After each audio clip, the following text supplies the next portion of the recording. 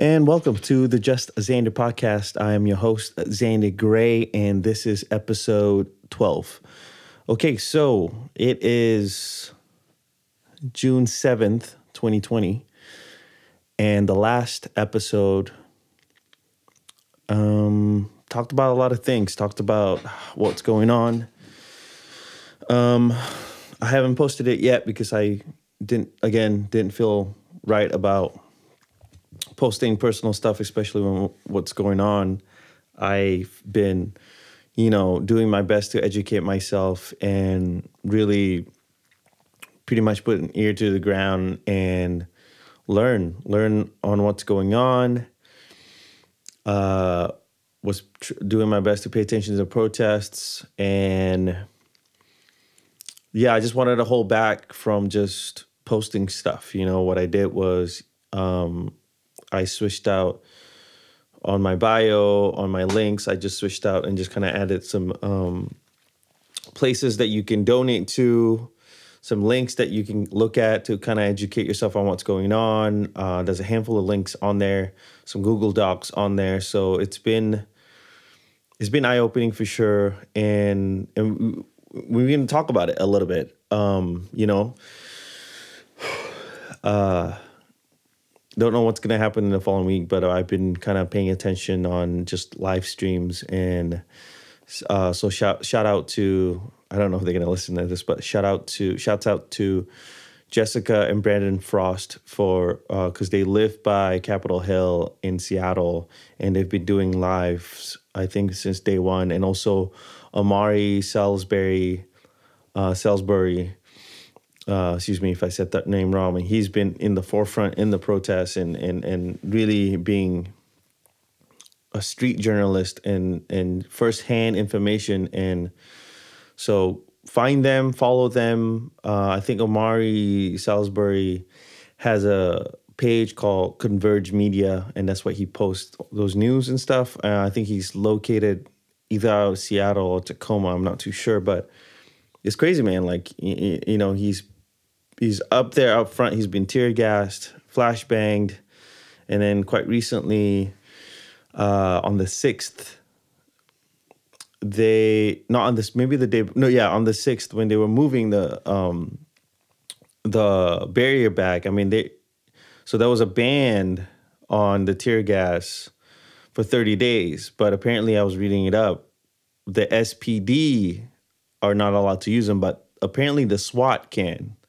SWAT can use them, and then I think they can still use flashbangs and stuff like that, and pepper spray. So they doubled down on that. I mean, from the video, you can look it up yourself. I'm not speaking from just not seeing it. So it's been crazy for sure. And again, this is not a political podcast, but we do need to talk about what's going on, and this podcast is about self-improvement. Am I right? And so this is what I'm doing to kind of improve on my own, and been talking to a lot of people as much as I can, checking in with a lot of people that are going to the protests, donate to some organizations that you can donate to. Again, so when it's up, go ahead and look on the links that I'm going to be posted. That's going to be posted, so check them out. So I don't really know exactly what to talk about on this particular episode, but so this might be a winging it episode, to be honest.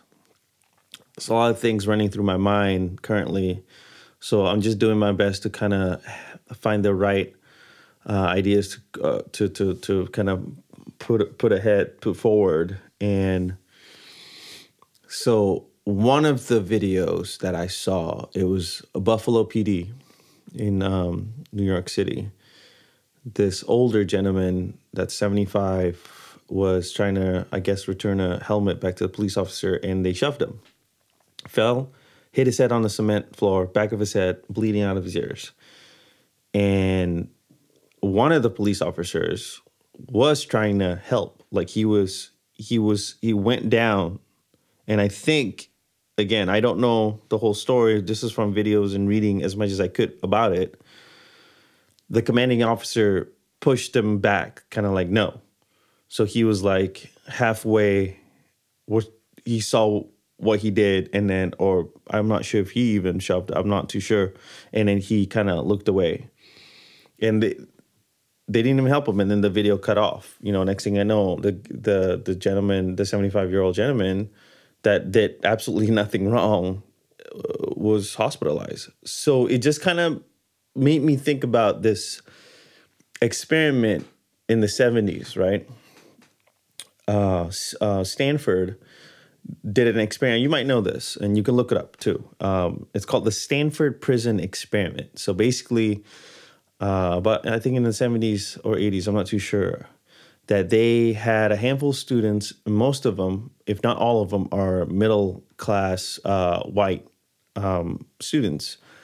And they had half of them become prison guards, and then half of them became prisoners in this little room, and they did it for 2 weeks. And apparently after a while, again, you can look this up.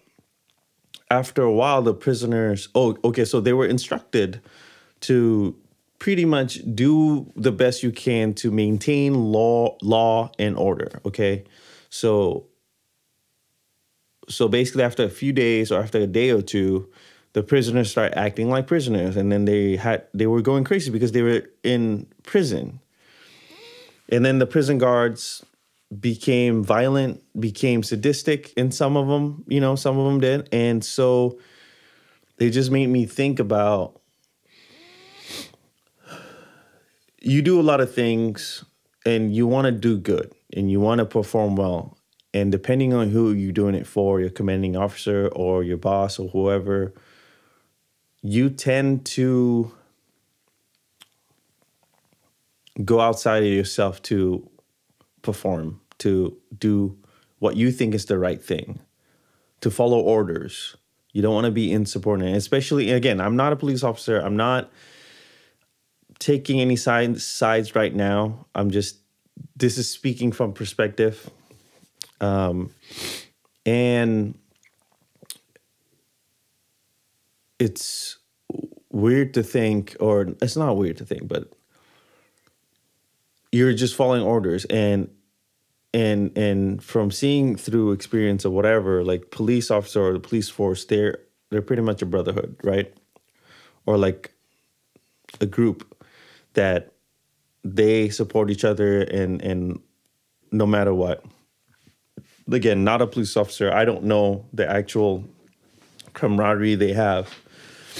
But so imagine if you're doing your best to do the right thing and your commanding officer is giving you orders or telling you what to do, and you don't agree with it. So what do? And you could tell. I was looking at that video when that gentleman got shoved and fell, 75-year-old guy. That one of the police officers actually was trying to turn and help, from my perspective. And most of them looked away. Most of them ignored. So it's like, it just reminded me of that Stanford prison experiment. And think for yourself and see and research that and just,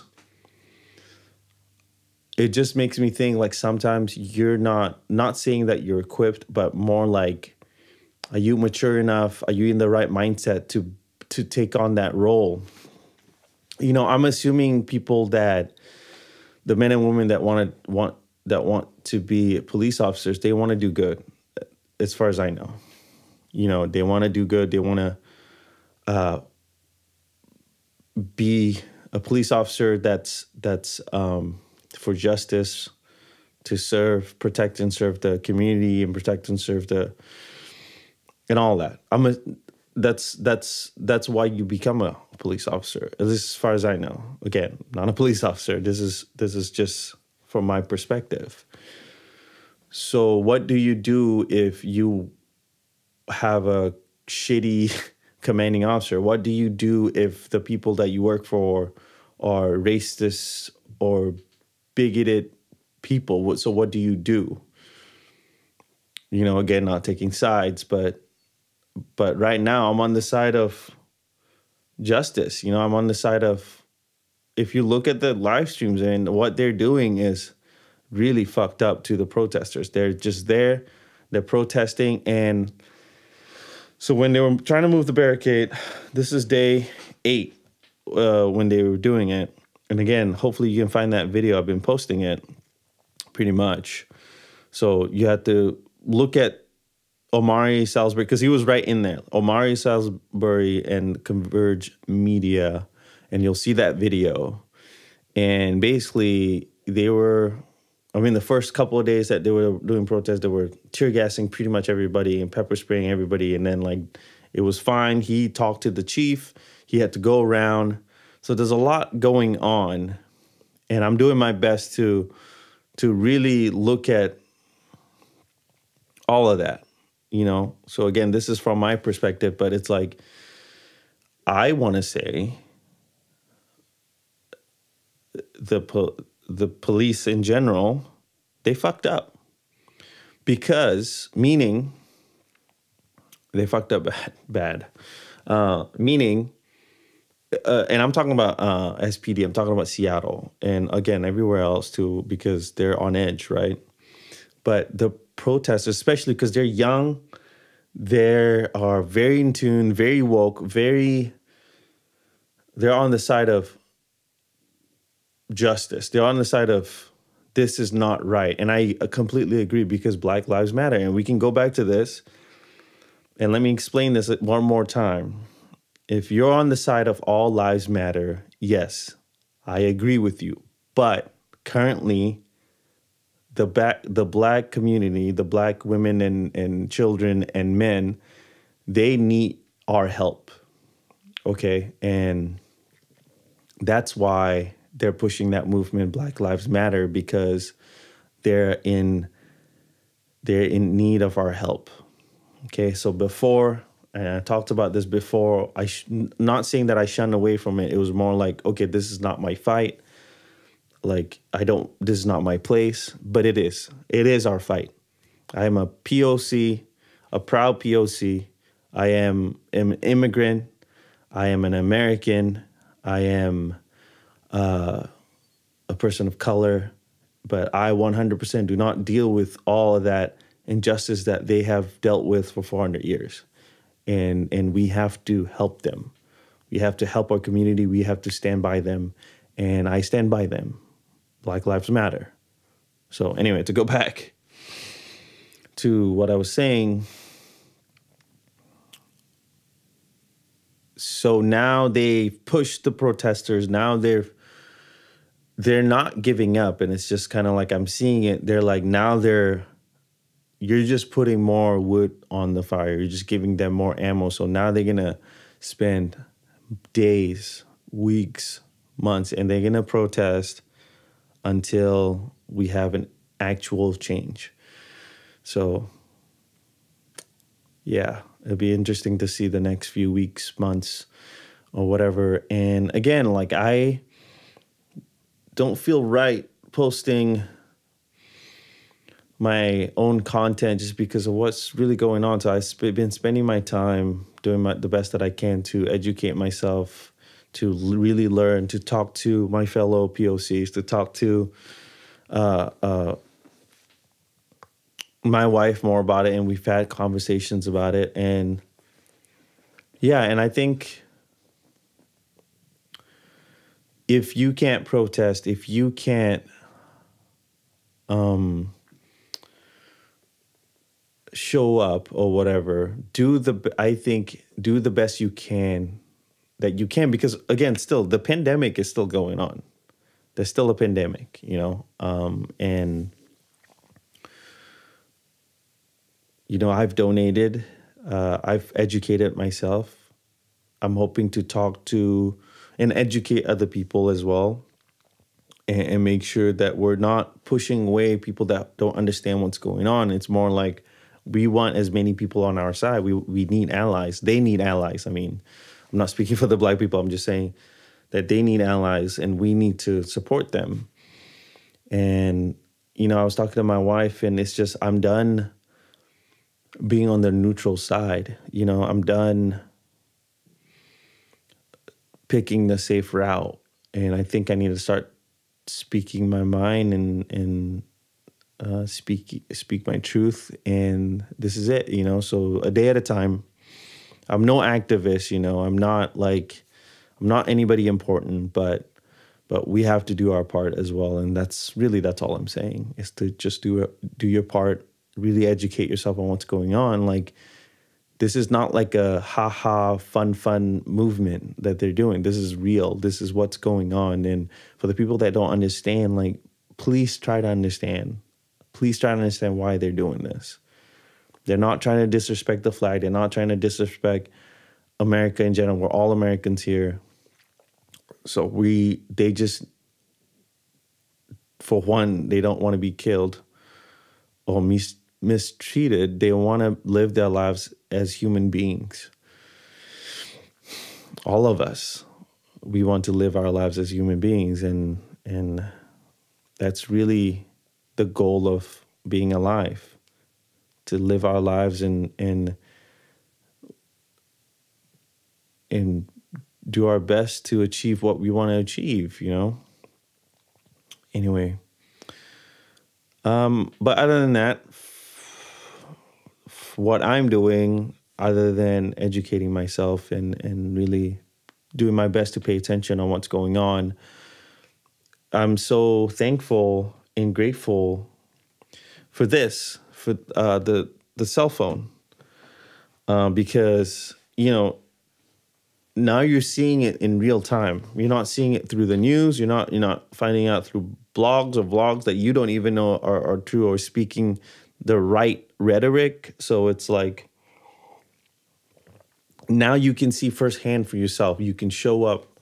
You can see people live streaming it. You can see people like Omari Salisbury out there in the streets and reporting. You can see people like Jessica and Brandon Frost up in their house streaming every day for hours, and to show you what's going on, and you see it firsthand, and it's live. There's no edits there. So I just say, really, you have to be involved somehow. There's no more sitting on the sidelines. You have to take a side. You have to pick a side.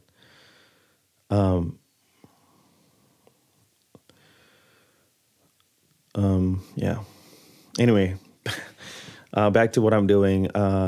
Yeah, besides educating myself and learning as much as I can, it's been hard lately. I'm just trying to figure out what to do. And I bought myself a book, right?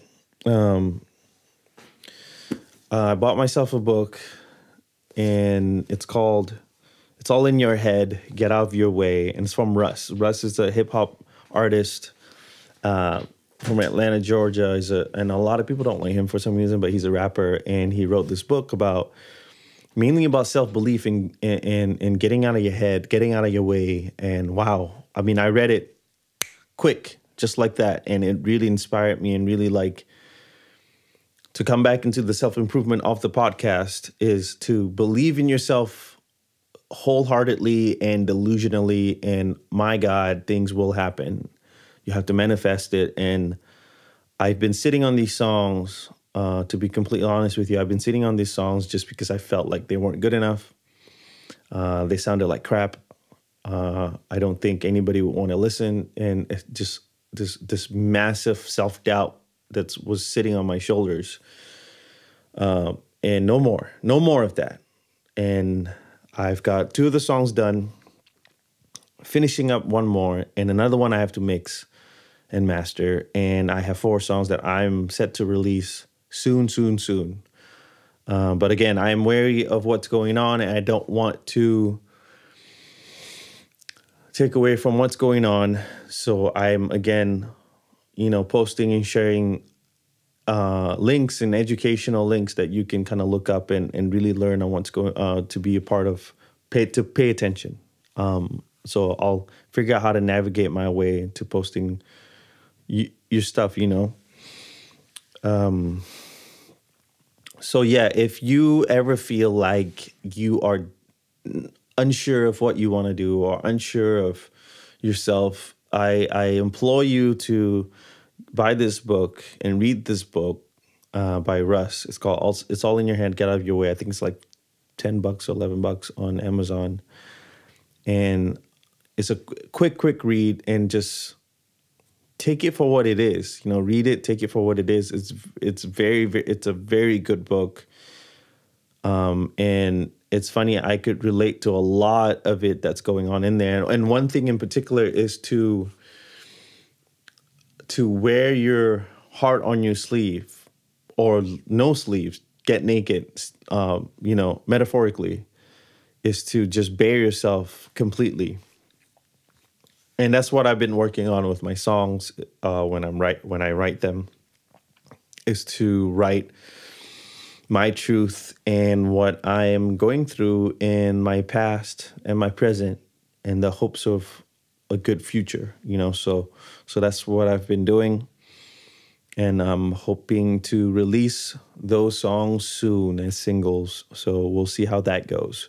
But for now, let's call it right here. I'm keeping it short again, even though it's 20 minutes. I don't know when I'm going to start releasing the podcast. I'm doing it for the sake of consistency. I might release the last one I did this week, and then this one the following week. So we'll see how it goes. So I'm backdating it. So thank you for taking the time. Thank you for listening. If I'll post a link on all the Google Docs and whatever, if you feel like donating, if you feel like supporting the cause, supporting Black Lives Matter. And then if you're hesitant, just educate yourself. If you're hesitant, look up on what's going on. Really pay attention, because there's no more hiding. There's no more hiding in your house, and there's no more hiding on what's going on right now. I'm not saying don't live your life anymore, but just you need to know what's going on. And there was a saying that even if you don't want to talk about politics, or even if you don't want to be involved in politics, politics will find a way to be involved with you. So it is what it is. So again, on my end, I'm doing my best to pay attention. So again, thank you for listening. Thank you for taking the time, and rate and review if you feel like it, and like and subscribe on YouTube, and I'll post that link. And yeah, I hope you have a good day. Be safe out there, and education, educate yourself, and self-belief, and take it a day at a time. So, peace.